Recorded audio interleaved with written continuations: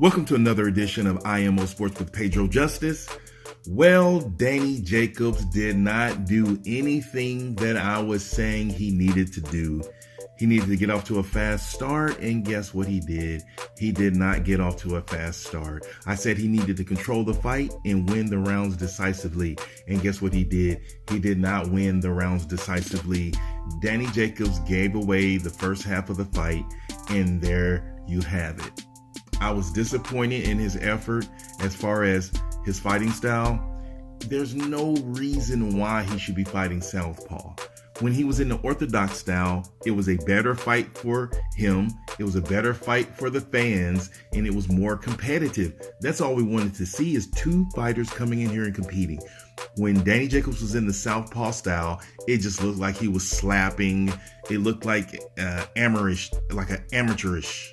It was not what we wanted. It did not look solid. Canelo was barely moving in the southpaw stance. Danny Jacobs looked like an amateur. Now, Danny Jacobs is better than that. And Danny Jacobs has a lot of heart, but if he would have just fought in the orthodox style, he would have had a better chance to win. So losing 8-4 to me is fine. But for them to have 7-5 and you lost the fight, meaning if you would have just fought better at the beginning of the fight, as I was stating, you could have gotten a draw or a win. The judges did not do anything wrong in this fight.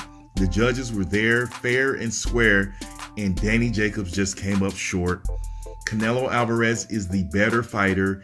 He looked sharper. Canelo looked stronger. Canelo was unfazed by the size of Daniel Jacobs, unfazed by the power of Daniel Jacobs. He stood right there with his beard, took the shot, and kept coming. He looked like the aggressor. He looked like the sharper fighter. Danny Jacobs was looking slow, methodical, and like he was in quicksand at certain points in the fight.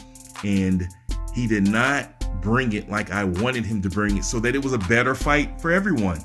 And so, Danny Jacobs, you do have heart. I give you a lot of credit and respect, but it was easy to see that Canelo Alvarez was the better fighter. Let me know what you think. Until next time, it's Pedro Justice.